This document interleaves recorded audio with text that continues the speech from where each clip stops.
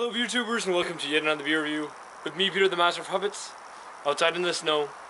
I usually shoot a beer review out here in the snow every year. I don't think I did last year because last year I was in New Mexico before we got any real snow, but we already got a lot of snow here in the start of December. So I thought I'd shoot a review out here in the cold. And today we're going to be looking at an Eisbock. It's winter seasonal, one of the winter releases from Kulmbacher in Germany, and this is their Kulmbacher Eisbock. It's an Eisbock on 9.2% alcohol.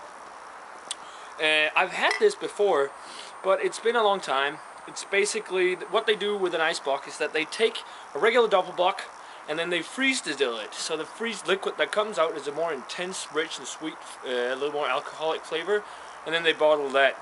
And that's what they've done with this beer. A few German breweries, but they're kind of hard to come by, the Eisbocks. But I've had this one before, never reviewed it, so yeah, super interesting. Gonna use my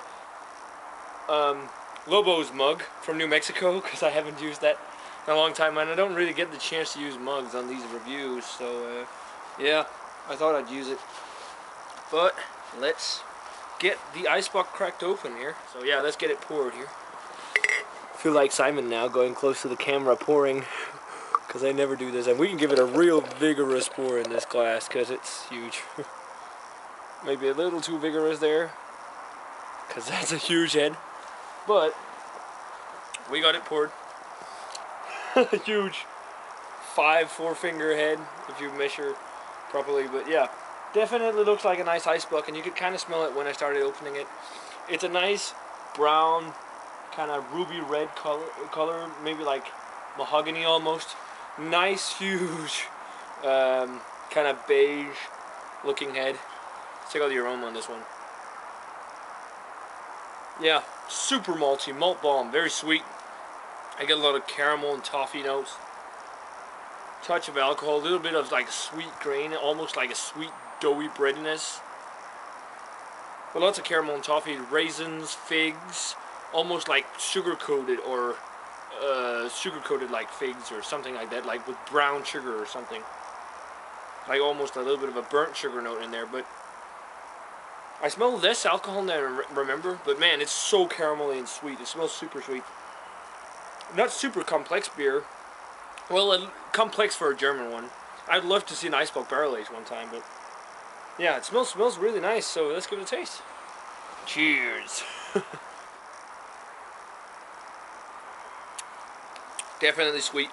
If you know Sammy Klaus, this is along the lines of Sammy Klaus, but more drinkable, not as sweet. So if you don't like Sammy Klaus because of the cloying sweetness, this is more up your alley. A little bit of warming alcohol. You don't really taste the alcohol.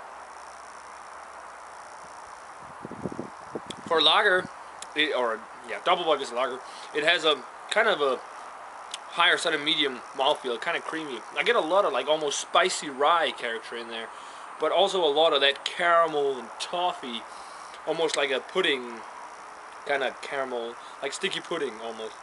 Some brown sugar notes, little bit of almost molasses character, not all the way there, but definitely brown sugar, along with those starch fruits again, raisin, figs, dates, all that kind of stuff, kind of like they're sugar coated with that brown sugar.